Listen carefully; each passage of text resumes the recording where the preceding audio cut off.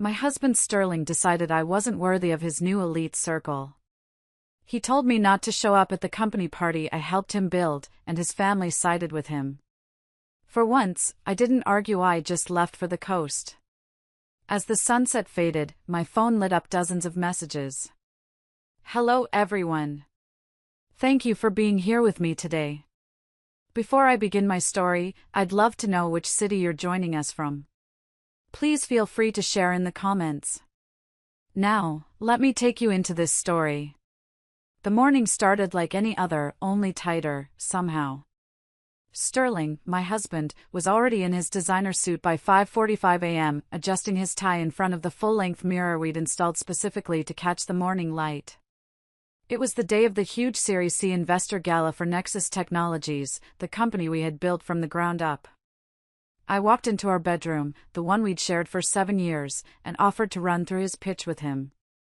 I'd done this thousands of times. I knew the script better than he did.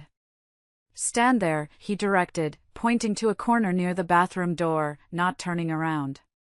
I need to practice my investor pitch, and you're distracting me. I had a hot flash crawl up my neck. I remember offering a simple suggestion about the phrasing of the salary projections. He finally turned, but only to look at his reflection, not me. Actually, just leave. This is for a different caliber of audience than you're used to. These are international venture capitalists, not your old McKinsey clients. Ouch.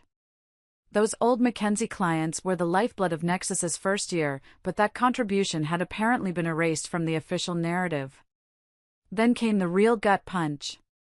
My mother, Prudence, will be there tonight to support me properly. She understands this world. I stood frozen in the doorway, watching him practice smiling at himself, the confident, smooth smile that wasn't his, and I finally realized it. I had become invisible in my own marriage. The signs had been accumulating for months, small, paper-cut insults I'd explained away as stress from the funding round. But watching him rehearse facial expressions like an actor, I understood this wasn't stress. This was who Sterling Morrison had become. Or maybe, who he'd always been underneath the startup hoodies and the vulnerable moments when he desperately needed me. 3 years ago, Sterling couldn't even stand in front of a mirror without breaking into a sweat. I remembered finding him in our garage at 3 a.m., trying to memorize a 2-minute pitch. His hands shook so badly he couldn't hold the paper steady. I'd spent that entire night coaching him through breathing exercises, recording him on my phone.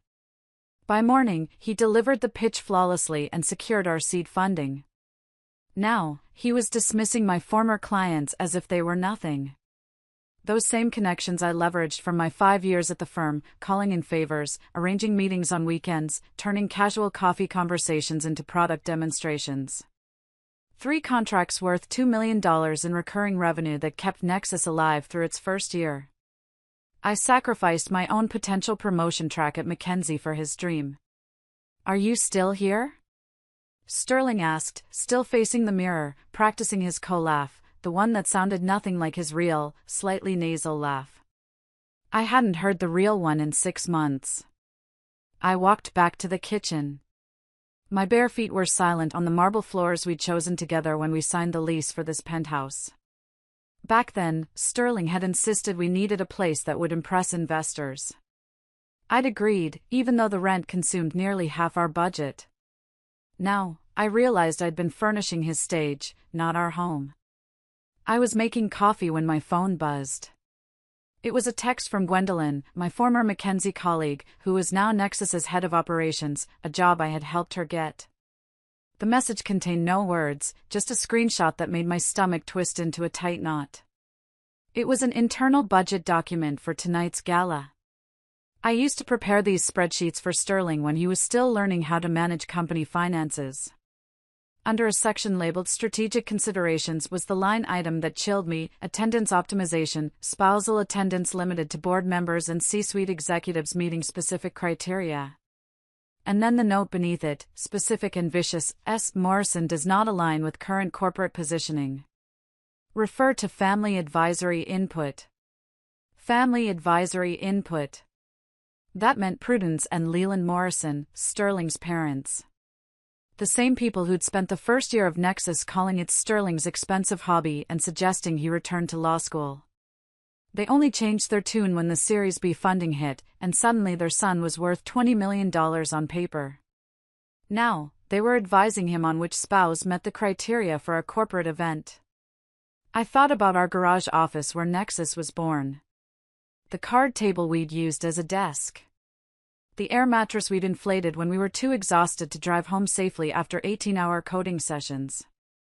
I'd written half the initial platform code while Sterling focused on the architecture. My contributions were baked into every line of the product that had made him rich. I walked the document over to the kitchen island, staring at the cold, hard proof. It was deliberate. It wasn't about stress or distraction. It was a corporate decision. I rang Gwendolyn immediately. She answered on the first ring, her voice low and careful. "Linnea, I'm so sorry," she whispered. "I just saw the final attendee list.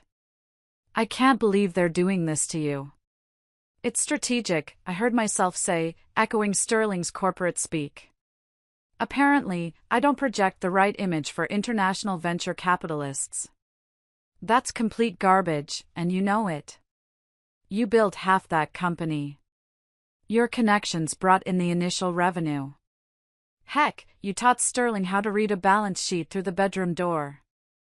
I could hear Sterling practicing his pitch in the background, his voice carrying the artificial confidence he'd learned from expensive executive coaching. "Nexus Technologies represents the future of integrated platform solutions," he declared to his reflection. Gone was the man who'd once described our company as trying to make boring business software slightly less boring. I lowered my voice. "Gwendolyn, does everyone at the company know I'm not invited tonight?" The pause told me everything. The sound of a cup clattering in the background. "The executive team knows. Sterling announced it at yesterday's leadership meeting. Said it was a strategic decision made in consultation with the board and family advisors." Family advisors. There it was again. I'd been evaluated by committee and found lacking.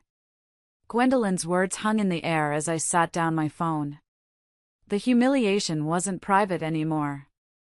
It was corporate policy. I spent the next 2 hours in a daze.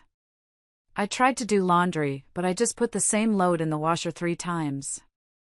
I tried to pay a bill, but I kept typing the wrong account number. I felt this intense need to leave the penthouse, to just get out of the stage I had helped build for him. By 2 p.m., the silence of the penthouse was screaming at me.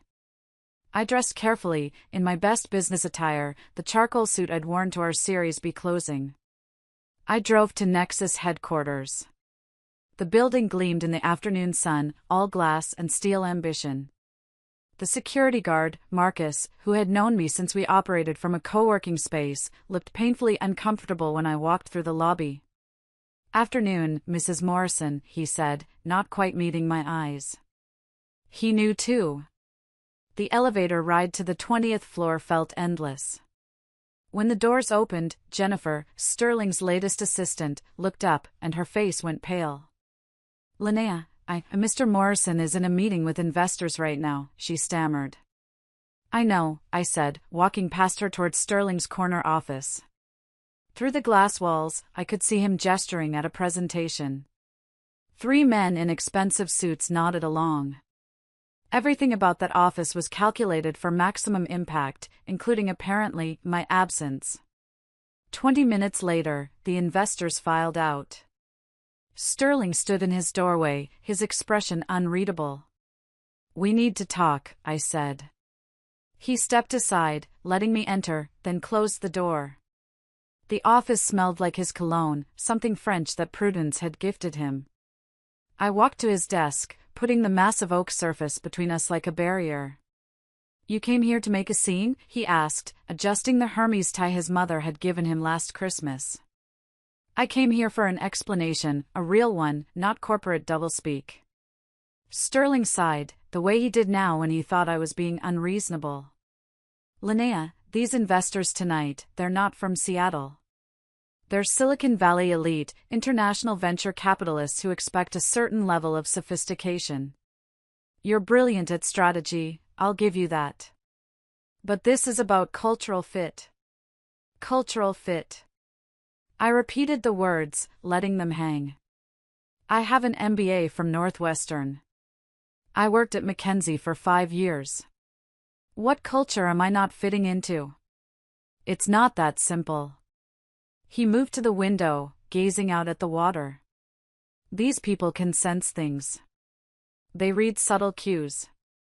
The way someone holds a wine glass, the references they make in conversation, whether they summer in the Hamptons or Martha's Vineyard. You don't speak their language. I felt a hot flash crawl up my neck again. I speak 3 languages fluently, I shot back, including the coding languages that built the platform they're investing in. That's not what I mean, and you know it. The memory of last month's dinner at his parents' estate suddenly felt sharp. Prudence had introduced me to her friend, whose husband ran a private equity firm. I'd walked into the drawing room, yes, they called it a drawing room, to hear Prudence saying, "And this is Sterling's wife, Linnea.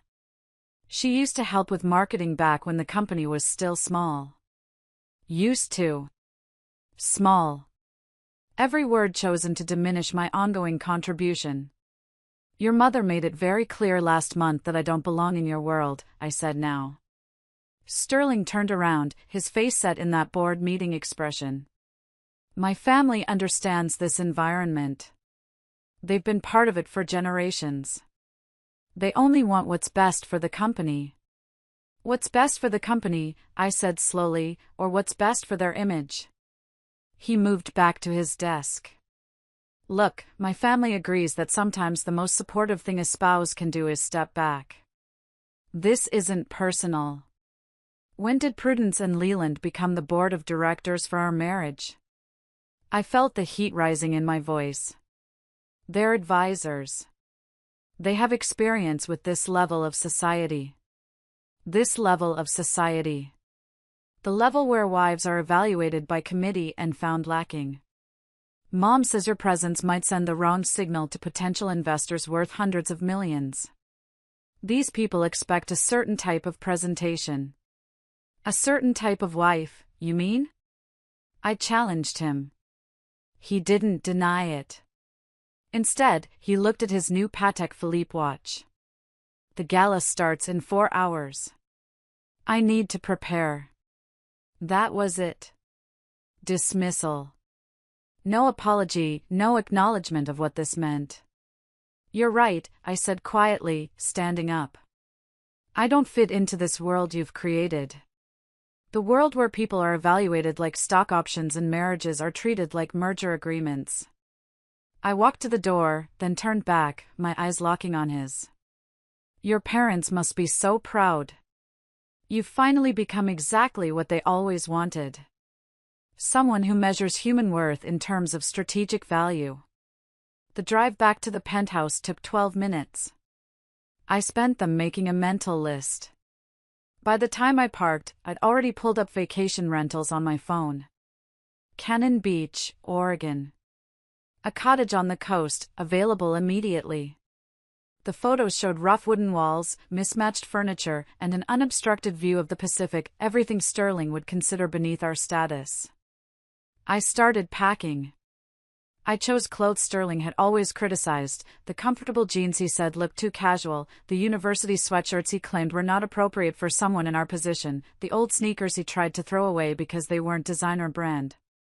Each item felt like reclaiming a piece of myself I'd gradually surrendered. I didn't pack anything designer. No expensive heels. I didn't need to be ready for an impromptu funeral or a charity event. I just needed to be Linnea.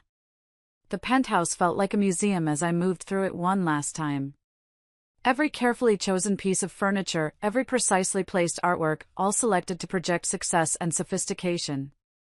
None of it felt like home. I left my set of keys on the marble counter next to the invitation for tonight's gala that bore only Sterling's name. No note, no dramatic goodbye, just absence, clean and simple. Let him explain that to his strategic advisors. The drive out of Seattle felt like exhaling after holding my breath for 3 years. In the rearview mirror, the city's skyline grew smaller. All those glass towers full of people calculating each other's worth. I drove for hours, the Pacific Coast Highway stretching ahead as dusk fell, my headlights cutting through the coastal fog that rolled in like a living thing. For hours out of Seattle, I finally turned down the gravel road that led to the cottage. My car's GPS struggled to maintain signal. When the small wooden house appeared through the mist, perched on its bluff like a bird's nest, something in my chest loosened for the first time in months. Elena, the owner, stood on the porch, wearing paint-splattered overalls and holding a lantern that cast warm light. Her gray hair was twisted into a messy bun held by what appeared to be a paintbrush. Her smile held no judgment, only welcome. "You must be Linnea," she said, her voice carrying a slight accent. "You look exactly like someone who needs to disappear for a while." The accuracy of her observation should have been unsettling, but instead, it felt like permission. She handed me the keys, heavy and old-fashioned, then gestured to a bottle of red wine sitting on the porch railing. "Local vineyard," she explained. "For whatever you're escaping or celebrating. Sometimes they're the same thing." The cottage was nothing like our Seattle penthouse. The floors creaked, the windows rattled in the wind. But when I sat down my suitcase and looked through the salt-hazed windows at the endless ocean, I felt more at home than I had in years. That first night, I sat on the worn couch with Elena's wine and listened to the ocean's constant conversation with the shore. No city sounds, no email notifications, no Sterling practicing speeches. Just the rhythmic crash of waves. I turned my phone to airplane mode and shoved it deep into my suitcase. The next morning arrived with aggressive sunshine and the sound of seagulls arguing. I made coffee in the ancient percolator, the kind that required actual attention instead of just pressing a button, and carried my mug out to the deck. The Pacific spread before me, endless and indifferent, not caring about quarterly reports or strategic positioning. I spent that first day walking the beach until my legs ached. I stopped to examine the perfect spiral of a shell, the way kelp looked like calligraphy. My fingers remembered how to work the old camera I'd brought, the one I'd bought in college when I dreamed of being a photographer before Mackenzie recruited me. By the second day, I'd established a routine that would have horrified Sterling, wake whenever my body decided. Coffee on the deck. Long walks with no destination.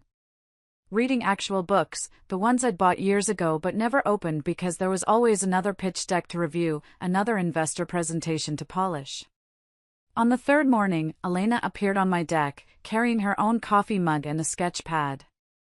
"Mind if I join you?" We sat in comfortable silence for a while. "You have the look," she finally said, not glancing up from her drawing, of someone recalculating their entire life. "That obvious?" "I've been running this cottage for 15 years. I've seen every kind of escape artist there is. Divorced executives, burned-out doctors, writers with block. You're in the suddenly realized I've been living someone else's life category." I laughed, surprised by how bitter it sounded. My husband decided I wasn't sophisticated enough for his new social circle.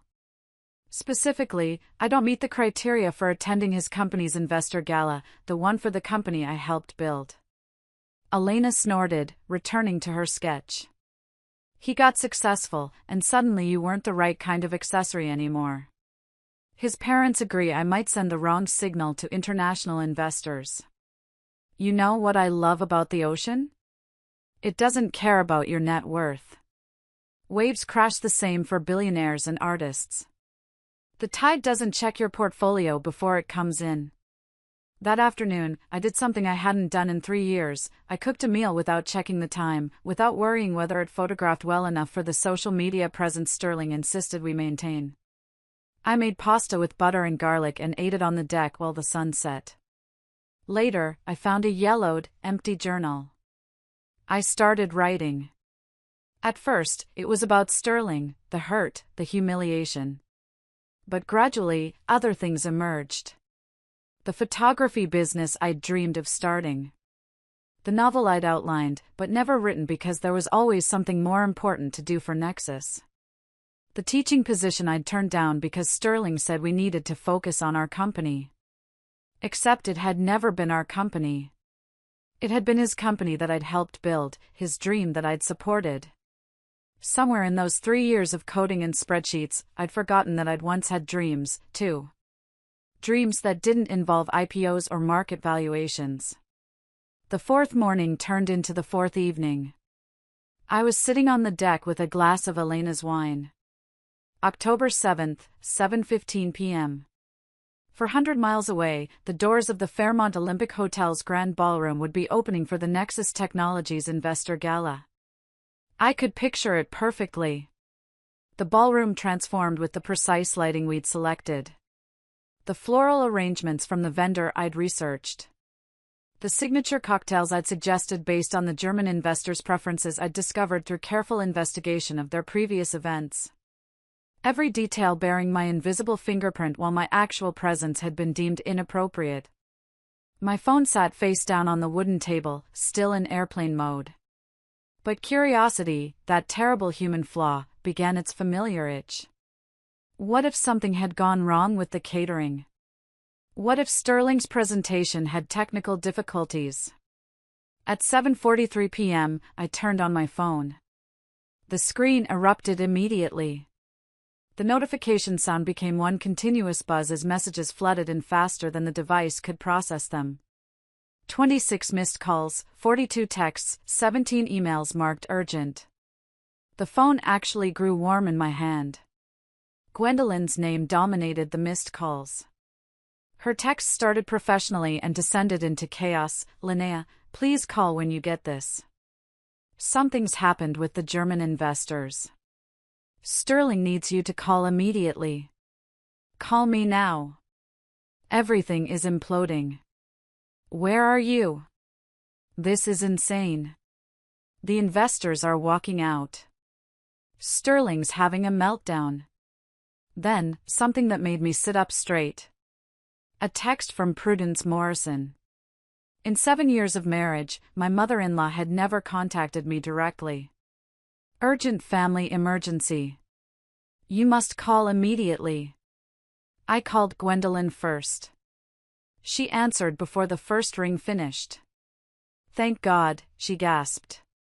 I could hear chaos in the background, raised voices, chairs scraping, someone shouting about damage control. Linnea, where have you been? Everything's falling apart. What happened? The Germans happened. The due diligence documents. Oh God, Linnea. I tried to warn Sterling, but he wouldn't listen. I tried to keep my voice steady. Gwendolyn, slow down. What about the documents? I heard her take a shaky breath. You know that junior analyst Sterling hired last month? Kevin something. He was assigned to compile the due diligence package for the German investors. Sterling told him to be thorough, to include everything that showed Nexus's operational excellence. My stomach tightened. And he included everything, Linnea. Everything. Gwendolyn's voice dropped. All the internal communications about tonight's gala, the budget documents, the email chains, including the strategic considerations document that listed you as excluded for not meeting criteria, and including Sterling's email to the board where he wrote, she paused, and I could hear papers rustling. Where he wrote, my wife's presence might send the wrong signal about our corporate sophistication. After consultation with my family advisors, we've determined her attendance would not align with our positioning for international investment. The wineglass slipped from my hand, shattering on the deck. Red liquid spread across the weathered wood like blood. The Germans saw it, Gwendolyn whispered. Corinne Hoffman herself, you know, the managing partner of Rain Technic Ventures, the one controlling $2 billion in assets. She was reviewing the documents during the cocktail hour. Sterling was in the middle of his presentation about Nexus's values and corporate culture when she stood up. She stood up? In front of everyone, Linnea, 200 people, all the major investors, the entire board. She held up her tablet with the document displayed and said, I'm not exaggerating, she said, Mr. Morrison, could you explain why your wife, who according to your own company history helped build this platform, has been excluded from tonight's event for failing to meet sophistication criteria? I sank into the deck chair, my legs suddenly unable to support me. The room went dead silent. Gwendolyn continued. Sterling tried to explain, said it was taken out of context, that it was a mutual decision. And then Corinne said, God, everyone heard it, we don't invest in companies whose leadership treats people as strategic liabilities. If this is how you value the person who helped build your company, how will you treat other stakeholders when it becomes convenient? She said that into the microphone. Her words echoed through the ballroom. Then she closed her portfolio, stood up, and walked out. Her entire team followed. 6 other international firms left with them. The Americans are still there, but they're all on their phones with their boards. The press was invited tonight. Tech bloggers, financial reporters. Someone already posted about it on Twitter. It's trending. The headline is Nexus Co-excludes wife from gala for lacking corporate sophistication. I finally looked at my own notifications. Messages from numbers I didn't recognize, LinkedIn requests, even a text from my college roommate asking if I'd seen the news. Gwendolyn added one last detail. Before Corinne left, she walked past Sterling and said loud enough for others to hear, success that requires diminishing those who helped you achieve it isn't success. It's just ego with a business plan. She's my new hero. Gwendolyn hung up, leaving me alone with the shattered glass and the roaring sound of the waves. I watched the notification numbers climb, 57 unread texts, 31 missed calls, emails multiplying like a virus. Financial news apps started sending alerts, Nexus Technologies stock plunges in after-hours trading. German investment firm withdraws from Nexus deal. Breaking, multiple investors exit Nexus gala following document leak. My phone rang. Sterling's photo appeared, the one from our wedding where he looked young and grateful. I let it go to voicemail. I finally started listening to the voicemails at 8:47 p.m. Sterling's first message still carried his controlled, measured CEO voice. Linnea, we have a situation that requires immediate management. There's been a misunderstanding about tonight's documentation. Call me back so we can coordinate our response. This affects both of us. 60 words. The second message, timestamped 12 minutes later, showed cracks. Linnea, I know you're getting these messages. The German investors have withdrawn. The press is involved. We need to present a unified front. Please call me. 40 words. By the third message, his voice was urgent. Linnea, please. The board is meeting right now. They're talking about my resignation. 3 more firms just pulled out. That's $280 million in commitments gone. You have to help me explain this. Tell them it was your choice not to attend. 68 words. The fourth message abandoned all pretense. Linnea, please. TechCrunch posted the story. It's everywhere. My phone won't stop. Reporters, investors, the board. They're saying I've destroyed the company's reputation. This can't be how it ends. Not after everything we built. 60 words. The fifth message was barely recognizable as Sterling, hollow and defeated. The stock is down 38%. 38%, Linnea. Do you understand what you've done? The board is panicking.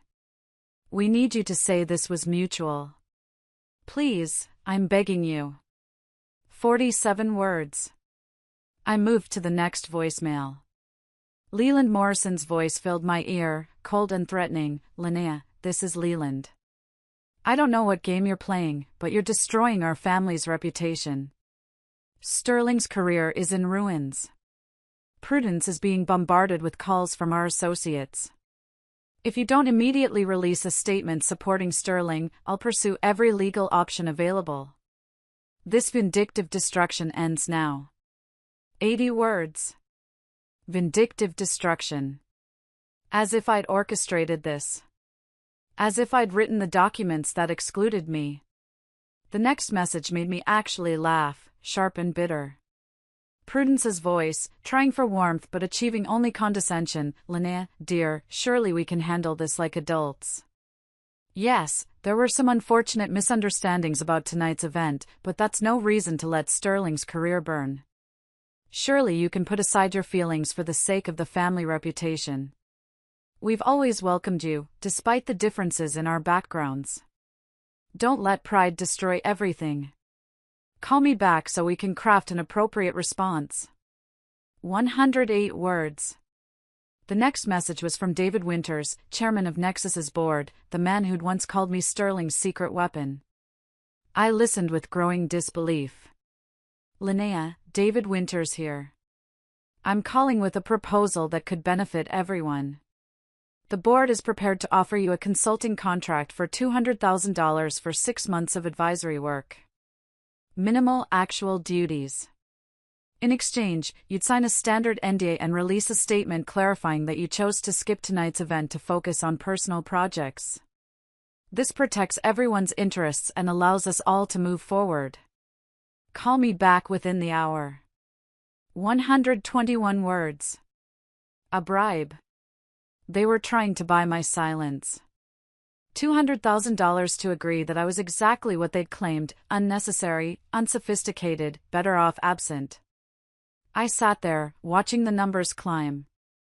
Emails from Forbes, The Wall Street Journal, Bloomberg. Each reporter sensing blood in the water. My phone battery dropped from 60 to 40% just from processing the incoming messages. Through it all, I watched the ocean. It continued its ancient rhythm, completely unbothered by the implosion happening 400 miles away. The waves crashed and retreated, indifferent to stock prices and corporate reputations. Another voicemail from Sterling. His voice was hollow, defeated. Linnea, the other investors are leaving. All of them. The entire gala is ending 2 hours early. Mom and Dad left without saying goodbye. I'm standing in an empty ballroom that cost us $40,000 to rent. Please just tell me what you want.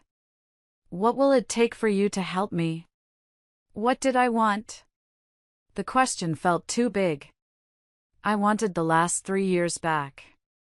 I wanted the husband who'd cried with joy when our first customer signed. I wanted the life we'd planned before success had rewritten all our definitions. I realized I didn't want anything from Sterling or his family or Nexus Technologies. I didn't want apologies or the consulting contract David Winters had dangled like a carrot. I didn't even want revenge.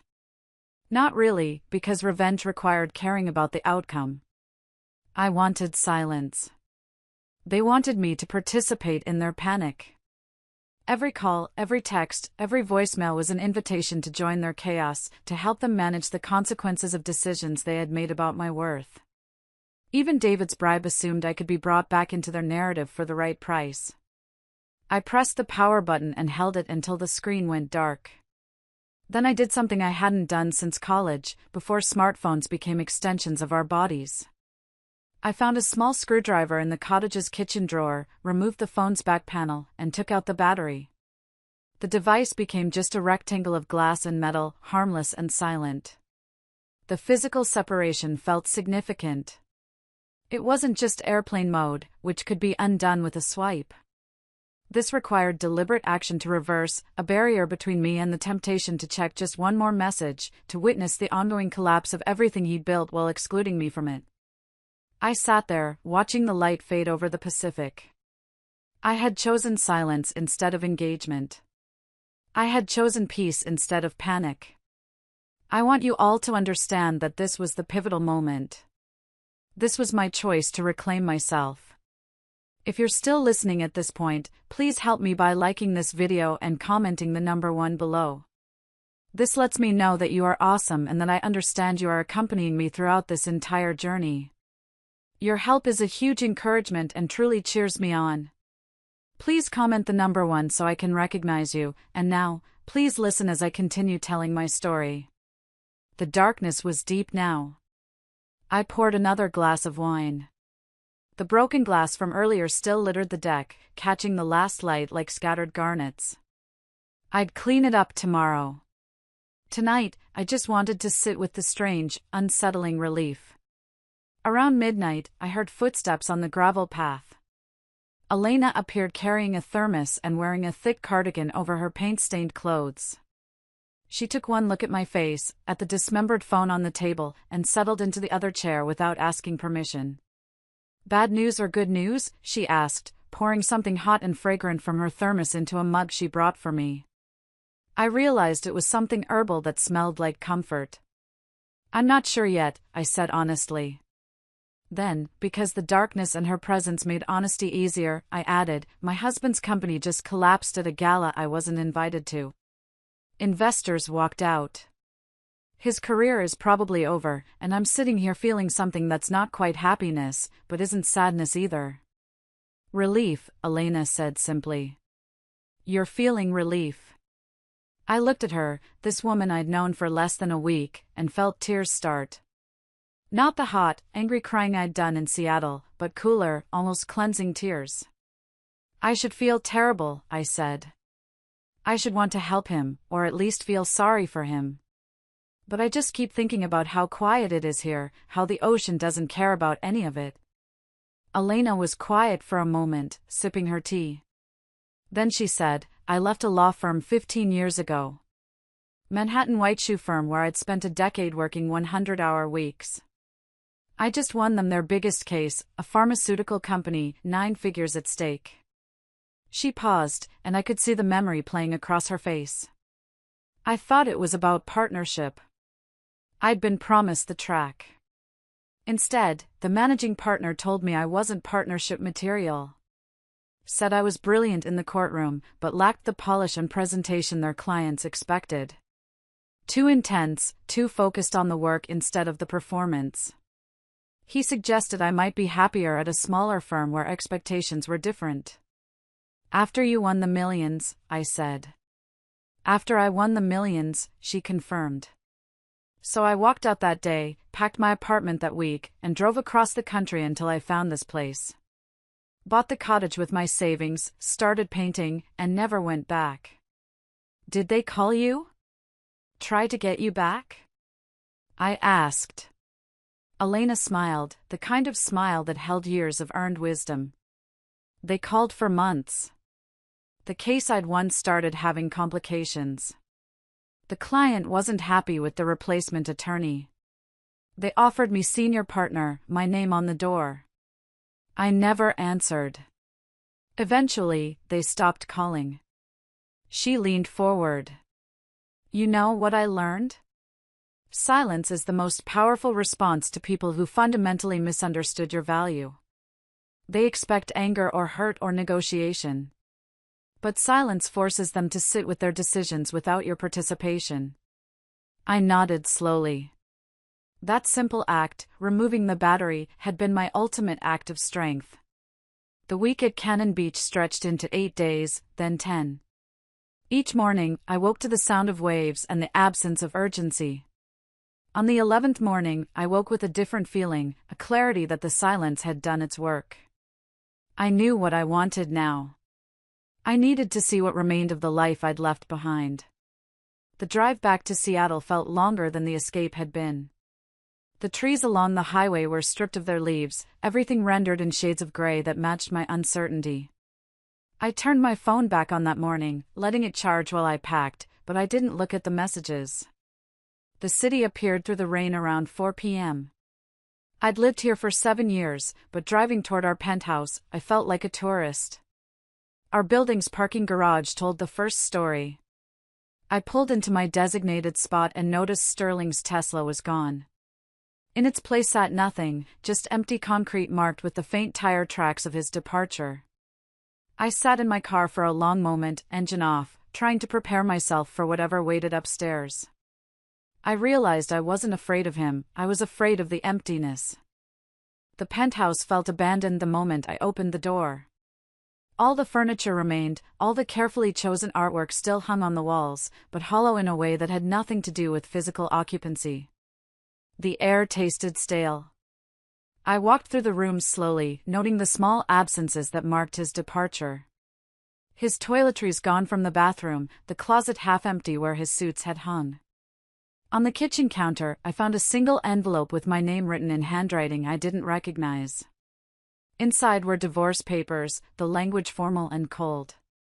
Irreconcilable differences appeared multiple times, each instance a bureaucratic translation of 3 years of gradual erasure. There was no note. Sterling had communicated his final decision through his attorney, maintaining his professional distance even in the dissolution of our marriage. I should have felt something, anger, grief, or even relief. Instead, I felt only a distant curiosity, as if I were reading about someone else's divorce. The papers requested nothing unreasonable. Asset division would be negotiated. The penthouse lease was in both names. Everything could be handled through lawyers. No direct communication required. I left the papers on the counter and looked out at the city lights beginning to glow. Somewhere out there, Sterling was living in a corporate apartment, probably still practicing his executive presence. The thought held no satisfaction, no vindication. It simply was. The next morning, I met with Catherine Wright, the attorney Elena's friend had recommended. Her office occupied a modest suite far from the gleaming towers where Seattle's elite firms resided. The furniture was comfortable rather than impressive. "I've reviewed the divorce filing," Catherine said once we'd settled with coffee. Straightforward language, no unusual requests. "But I thought you should know what's been happening with Nexus Technologies since the gala incident." She pulled out a folder thick with printed articles and financial documents. The top page showed a graph of Nexus's stock valuation, the line dropping like a cliff edge after October 7th. 40% decline in valuation, Catherine continued, her finger tracing the descent. 3 board members have resigned, including your former father-in-law, Leland Morrison. The company lost not just the German investment, but 2 other international firms. Total capital withdrawal of approximately $400 million. I stared at the numbers. $400 million. The figure felt abstract, too large to attach to the small decisions that had led here. "Sterling's position?" I asked. "Still CEO, technically, but the board has stripped him of several key authorities. He's essentially a figurehead now while they search for replacement leadership." She paused. His parents, Prudence and Leland, withdrew their financial backing 2 days after the gala. According to my sources, Prudence Morrison told several people at her country club that they needed to protect their other investments from association with the scandal. The irony was heavy. Prudence, who'd been so concerned about my presence sending the wrong signal to investors, had herself sent the clearest signal possible by abandoning her son when his reputation became a liability. "There's more," Catherine said, sliding another document across her desk. "International expansion plans have been suspended indefinitely. The London and Singapore offices that were scheduled to open next quarter have been cancelled. Several key employees have left for competitors." "How many employees?" 43 in the last 10 days. "Including most of the original engineering team that built the platform with you and Sterling." I thought of those good engineers who'd taken salary cuts to join a startup, working impossible hours because they believed in what we were building. Now they were leaving. My phone rang. Gwendolyn's name. I answered, putting her on speaker with Catherine's permission. "Linnea, thank God," Gwendolyn said, her voice tight with stress. "Are you back in Seattle? Can we meet? The office feels like a graveyard. Half the desks are empty. The ones that aren't empty are occupied by people updating their LinkedIn profiles."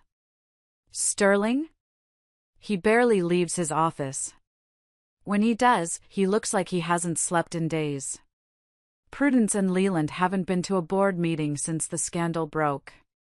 People are saying they're too embarrassed to show their faces." I arranged to meet Gwendolyn for coffee that afternoon at a small place near Pike Place Market, deliberately choosing somewhere far from Nexus's offices. Gwendolyn looked exhausted when she arrived, her perfect appearance softened by shadows under her eyes. We found a corner table where we could talk without being overheard. "It's dying," she said without preamble. "The company. I've been through acquisitions and layoffs before, but this is different. This is watching something rot from the inside because the foundation was corrupt all along." She paused to sip her coffee. "Investors are actively demanding Sterling's resignation. Not suggesting, demanding. The remaining board members are trying to figure out how to remove him without triggering the clause in his contract that would give him a massive severance package.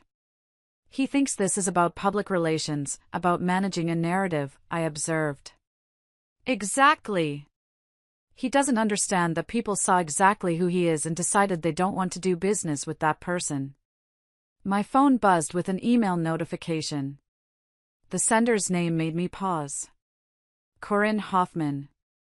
The German investor whose walkout had started everything.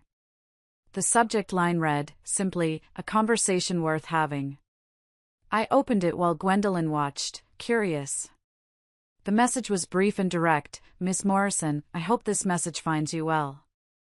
I wanted to reach out personally following the events of October 7th.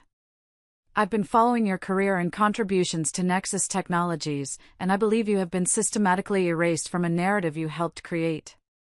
I would like to discuss funding a consulting firm under your leadership. Anyone who helped build a company from nothing while being diminished at every turn deserves the chance to build something where their value is recognized. I'll be in Seattle next week if you're available to meet." I read it twice, then showed it to Gwendolyn, who read it once and started laughing, the slightly hysterical sound of someone who'd been waiting for good news in a desert of disasters. "Oh my God," Gwendolyn said, wiping a tear from her eye. "Corinne Hoffman wants to fund you. She controls $2 billion in assets. She doesn't make casual offers." The email sat on my phone screen, glowing with possibility. Somewhere across the city, Sterling was making desperate calls that went unanswered. His empire was crumbling under the weight of decisions made in consultation with family advisors who'd valued sophistication over substance. And here, in a modest coffee shop far from the towers of ambition, someone was offering me the chance to build something new, something where my value wouldn't need defending because it would be fundamental to the foundation. I looked at Gwendolyn, then back at the email, and felt something shift inside me. Not revenge, not vindication, just the quiet recognition that sometimes the most elegant response to being erased is to become impossible to ignore. I typed my response right there in the coffee shop, my thumbs moving across the phone screen while Gwendolyn watched with barely contained excitement. The message was simple, professional, accepting her offer to meet the following week. When I hit send, Gwendolyn reached across the table and squeezed my hand. The meeting with Corinne took place in a hotel conference room overlooking Elliott Bay, neutral territory. She arrived exactly on time, her presence commanding without being aggressive, wearing a tailored suit that spoke of quality rather than display. "Thank you for meeting me," she said. "I've done my research on your contributions to Nexus Technologies, the initial platform architecture, the enterprise client acquisition strategy, the bridge funding that kept the company alive in month 6. All documented in early filings before someone decided to edit the narrative." She slid a folder across the table. Inside were copies of documents I'd nearly forgotten existed, early investor presentations with my name listed as co-founder, email chains showing my technical contributions, even a photograph of Sterling and me together in our garage office. "This is who you were before you were erased," Corinne continued. "I want to fund the consulting firm that allows you to be that person again. Not in service of someone else's vision, but building your own." 6 months later, I stood in my new office on the 7th floor of a building in Fremont, far from the downtown towers. The space was modest, 3 rooms with large windows overlooking Puget Sound. My name was on the door in simple lettering, Morrison Strategic Consulting. I'd kept Sterling's last name, not out of sentimentality, but because it was still legally mine, and changing it felt like giving him more attention than he deserved. Besides, there was a certain poetry in building something successful under the same name he tried to exclude from his achievements. The firm launched quietly in April. Corinne had been true to her word, providing seed funding and connecting me with founders who valued substance over performance. Within 2 months, I had 3 major clients. The first was a female-founded startup in biotech, a company developing diagnostic tools. The founder, Dr. Sarah Chin, said she needed someone who understood what it meant to build something real while surrounded by people more interested in appearances. I helped her structure her Series A pitch, connecting her with investors who asked about her science before they asked about her pedigree. The second client came through Gwendolyn, who'd finally left Nexus in March. She joined a mid-stage fintech startup and recommended me to their CEO, who needed help navigating expansion without losing the culture that had made them successful. I helped them scale without sacrificing the values that had attracted their early employees. The third was a nonprofit focused on bringing technology education to underserved communities. Work that paid modestly but mattered in ways that Nexus never had. The executive director told me she wanted someone who understood that impact wasn't always measured in valuations and exit strategies. My office was furnished simply. A solid desk I'd found at an estate sale, comfortable chairs for clients, bookshelves holding texts on strategy and leadership alongside novels. On one wall hung several of Elena's vibrant abstract paintings, a reminder of Cannon Beach. But the most important piece sat on my desk in a simple frame, a photograph I'd taken that night in October, the sunset over the Pacific, glowing like an ember. The image held no people, no corporate logos, no markers of success or failure. I looked at that photo every morning. It was a reminder that the most elegant form of moving forward wasn't dramatic or calculated. It was simply building something true while others discovered the consequences of their own choices. News of Sterling reached me occasionally through professional channels, the kind of information that circulated through Seattle's tech community. He remained CEO of Nexus Technologies, though the company he led bore little resemblance to what we'd built together. The valuation had stabilized at roughly 40% of its peak. The international expansion plans remained suspended. In May, Gwendolyn forwarded me a Seattle Times announcement with a single word of commentary: wow. Sterling was engaged to Vanessa Hartley, daughter of a prominent Seattle family whose wealth predated tech booms. Prudence had been quoted in the announcement describing Vanessa as from a good family who truly understands our world. I studied the engagement photo, searching for traces of the man I'd married. Sterling stood in his designer suit, Vanessa beside him. Both of them smiling the careful smiles of people who understood they were performing for an audience. He'd gotten everything he'd apparently wanted, the right kind of wife, the CEO title, his mother's qualified approval. But the image held a hollowness that even professional photography couldn't disguise. According to Gwendolyn's sources, Sterling still went to the office every day, still wore his Hermes ties. But he led a company that had lost its momentum and its soul. The innovative culture we'd cultivated in those early days had been replaced by careful risk aversion. The Morrison family's social position had shifted, causing Prudence particular distress. Prudence and Leland had quietly withdrawn from several country club committees. Their famous holiday party, which had once drawn 200 guests, had shrunk to a modest dinner. Leland had been overheard at a restaurant: "We never should have encouraged Sterling's ambitions beyond his capabilities." A statement that revealed more about the Morrison family values than any amount of polished public presentation ever had. When success was assured, they'd claimed credit for Sterling's vision. When it faltered, they'd blamed him for reaching beyond his station. The family that had deemed me insufficiently sophisticated had themselves become cautious about public appearances. I turned away from my computer and looked out at Puget Sound, watching a ferry cross the water. My phone sat on the desk beside the Cannon Beach photograph, silent except for legitimate business calls. No desperate voicemails, no panic. Elena had visited last month. She'd walked through the office and said simply, "You did it. You built something that's actually yours." I'd learned something important during that week at the coast: the most elegant revenge wasn't planned or executed with careful strategy. It wasn't about making someone suffer. It was simpler than that. It was building a life so firmly grounded in your own values that other people's judgments became irrelevant. It was finding peace in the distance between who they decided you were and who you actually became. Sterling had his title and his appropriate fiancée and his mother's qualified approval. He wore his designer suits to an office that grew emptier by the quarter, having gained the appearance of success while losing everything that had made it meaningful. And I sat in my modest office, helping founders remember that the people who build the ladder deserve to climb it, too. Working with clients who valued substance over sophistication, building something that felt true. The ocean didn't care about elite circles or strategic positioning. It just kept its ancient rhythm, indifferent to human ambition. I'd learned to carry that indifference inside me, not as coldness, but as freedom. The freedom to build without performing, to succeed without diminishing others, to find peace in simply being enough exactly as I was. Thank you for listening to my story. If this resonated with you, if you know what it's like to be undervalued and then find your own path, please hit that like button. Let me know your favorite moment of vindication in the comments below. And don't forget to subscribe and share this story with someone who needs to hear it. It helps this channel more than you know.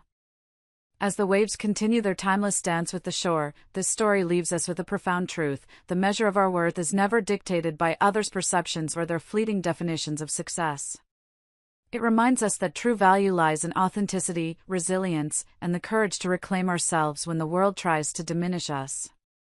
Linnea's journey teaches us that sometimes, stepping away from what no longer serves us is the bravest step toward finding peace and purpose.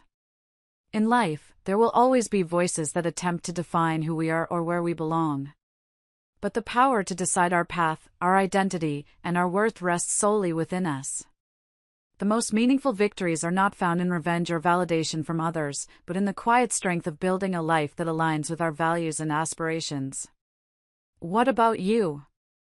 Have you ever faced moments where you had to rediscover your worth and rebuild your path? Share your thoughts below or simply comment good if this reflection resonates with you. Let's inspire each other to rise stronger and live authentically.